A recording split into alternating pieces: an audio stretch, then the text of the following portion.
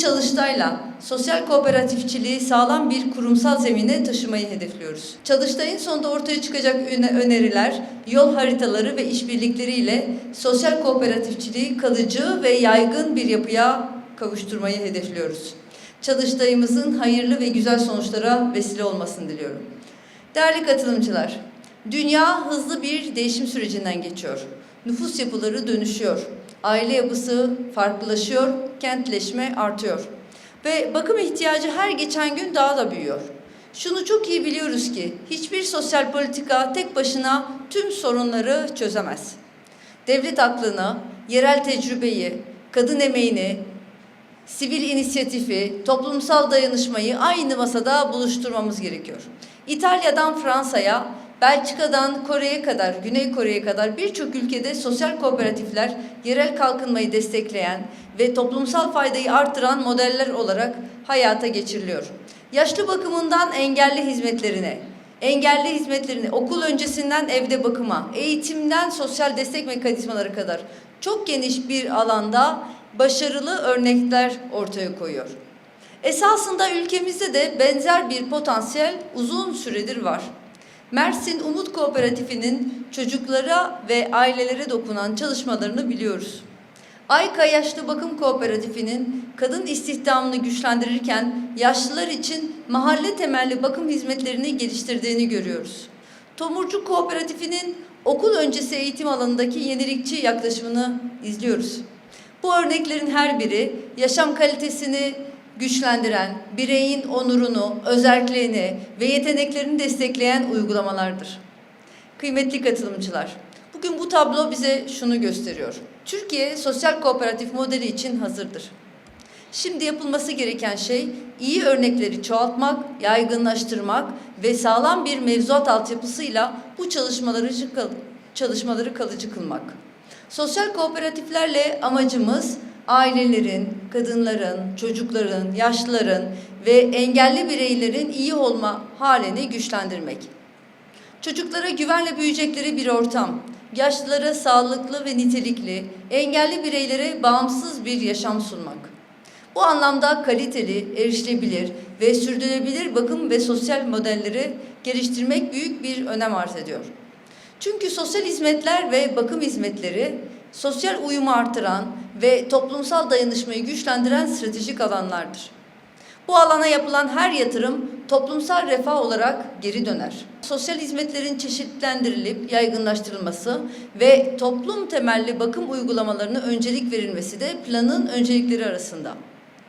2024-2028 dönemini kapsayan kadının güçlenmesi strateji belgesi ve eylem planımızda bakım ekonomisine yönelik önemli hedefler içeriyor. Yaygın eğitim verilen kurumlarda çocuk bakım ve oyun odalarının artırılmasına kadar geniş yelpazede aslında bunları öneriyoruz. Bakım sorumluluğunun ebeveynler ve kurumsal hizmetler arasında paylaşılmasını sağlayacak destek ve teşviklerin geliştirilmesini diğer bir hedefimiz. Yaşlı ve engelli bakımın çeşitlendirilmesi, erken çocukluk bakım ve eğitiminde ortak düzlemlerin yapılması da öncelikler arasında. 8 Mart'ta yayımlanan Cumhurbaşkanlığı genelgesiyle kurduğumuz Kadın Güçlenmesi Koordinasyon Kurulları sayesinde bu alandaki çalışmalarımızı merkezde ve yerelde etkili bir şekilde yürütüyoruz. Kurulun ilk toplantısında oluşturduğumuz bakım sorumlulukları ve iş aile yaşamının uyumlaştırılması alt kurulu da bu alanda somut öneriler ortaya koydu.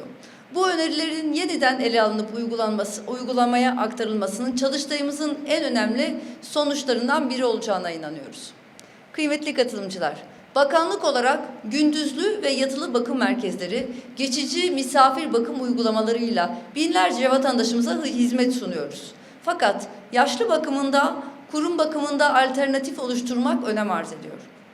Diğer yandan çocuklarımızın sağlıklı gelişimini destekleyen bir sistem inşa etmek için çalışıyoruz. 81 ilimizde 3099 kuruluşla 87 binden fazla çocuğumuzun kreş ve gündüz hizmetinden faydalanmasını sağlıyoruz. Bu yıl kamu çalışanlarının çocuk bakımına erişimini kolaylaştırmak için kreş kapasitesini artırılması çalışmalarımızı hızlandırdık. Ayrıca Çevre ve Şehircilik Bakanlığı'yla mahalle tipi kreş modelinin bir adımı olarak büyük konut projelerinde gündüz bakım evi açma zorunluluğu getirdik. 2025 aile yılı, aile dostu hizmetleri, aile dostu ekosistemi, güvenli ve nitelikli bakım imkanlarını yaygınlaştırdığımız bir dönem oldu. Aile ve Nüfus 10 yılında da bu vizyonu daha da güçlendirecek, çocuklara, yaşlara, ailelere yönelik hizmet ağımızı genişleteceğiz. Kıymetli misafirler, bugün şu 4 temel soru etrafında konuşacağız. İlki mevzuatla ilgili. Sosyal kooperatifler hangi hukuki çerçevede güçlenebilir?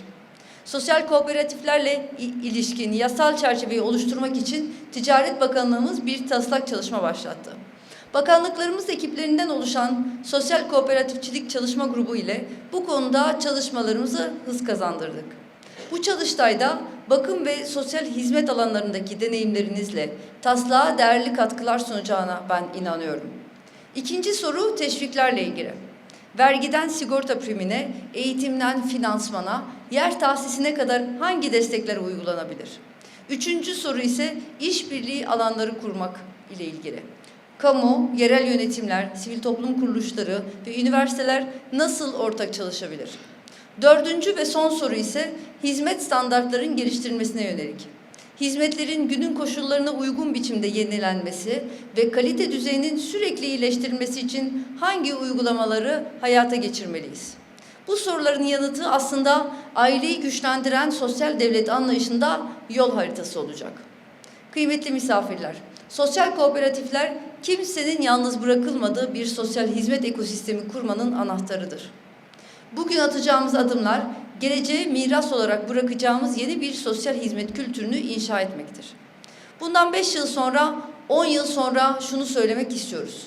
Türkiye, sosyal kooperatif modeliyle sosyal hizmet kapasitesini büyüttü.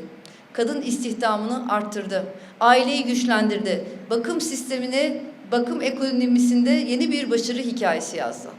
Bu çalıştaydan çıkacak her görüş, her öneri bu hikayenin bir parçası olacak. Birleşmiş Milletler'in ilan ettiği 2025 Uluslararası Kooperatifler Yılı'nda ülkemizin bu alanda deneyim ve uygulamalarını küresel ölçekte de görünür kılacağız. Bu anlamda paylaşacağınız her fikir ve öneri çok kıymetli. Hep birlikte daha adil, daha kapsayıcı bir sosyal hizmet düzeni kuracağımıza inanıyorum. Katılımlarınız için her birinize ayrı ayrı teşekkür ediyorum. Sizleri saygıyla, muhabbetle selamlıyorum.